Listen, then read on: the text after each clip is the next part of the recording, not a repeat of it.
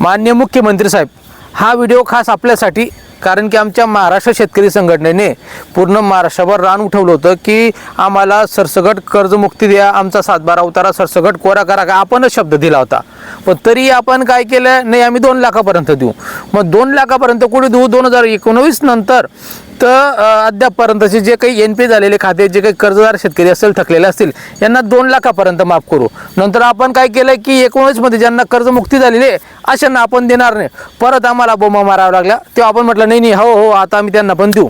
आता परत आधार व्हेरिफिकेशन म्हणजे आम्ही प्रमाणीकरण करत असताना त्याच्यात आकड्यांची तफावत येते की घेतलेलं कर्ज वेगळं, आकडा वेगळा. तर त्याच्यात असं कळलं की आपण म्हणे OTS केलेली की OTS काय की बाकीचं कर्ज बँक भरेल आणि बाकीचं आम्ही देऊ. अरे बाबा, तुम्ही देऊन टाका, बँकेकडनं नंतर रिकवर करा. बँका तुमच्यात आहेत ना, का आमच्या शेतकऱ्यांच्या आहेत? बरोबर. त्याच्यात तुम्ही बदमाशी केली. त्यानंतर आता मला एक प्रश्न पडतो साहेब, जे शेतकरी 2017च्या कर्जमाफीमध्ये बसले नाही, 2019च्या कर्जमाफीमध्ये बसले नाही, पण त्यांच्यावरती 2010 पासूनचं कर्ज आहे, ते थकलेले आहेत पूर्णतः, ते आज कोलॅप्स झालेले आहेत. त्या शेतकऱ्यांना आपण कर्जमुक्ती दिली नाही का? ते मुस्लिम शेतकरी आहेत का? आपण याचं चुकीचं राजकारण करू नका साहेब. सर्व शेतकरी समान आहेत, या गोष्टीचं आपण भान ठेवावं. कारण की 2019 आधीचे शेतकरी नाही म्हणता येणार का त्यांना? ते इतर धर्माचे आहेत का? असं काही आहे का? तसं असेल तर सांगा, महाराष्ट्राला कळू द्या. सर्व शेतकऱ्यांना सरसकट कर्जमाफीची आपण वाच्यता केलेली होती, आपण घोषणाबाजी केलेली होती, आपण जाहीर केलेलं होतं. पण आता आपण शब्दांवरती पलटताय. हा एक मुद्दा झाला. त्यानंतर आता OTSचं जे सांगितलं, या OTSमध्ये अशा गडबड केलेल्या आहेत. म्हणजे आपण जी कर्जमाफी दिलेली आहे, कर्जमुक्ती जी दिलेली आहे, ती कशी माहिती आहे का, की असा ताट वाढून दिलेला आहे.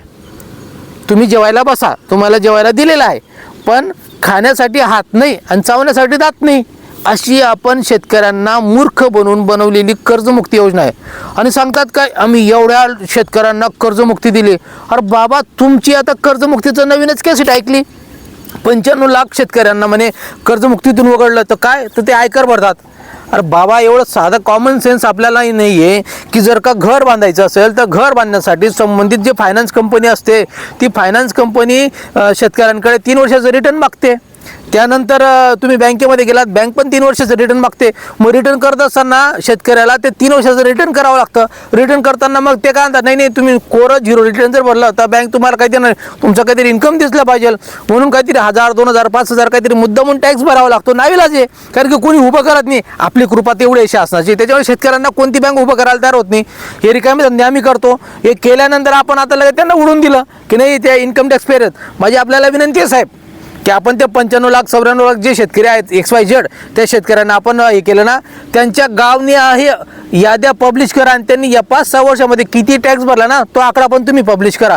म्हणजे इतर शेतकऱ्यांना पूर्ण महाराष्ट्राला कळेल की आपण काय दिवे लावताय. असं माझी हात जोडून विनंती साहेब, द्यायचं असेल तर सरळ द्या, नाही तर ही कर्जमुक्तीची योजना बंद करा. जय हिंद, जय महाराष्ट्र, जय जवान, जय किसान.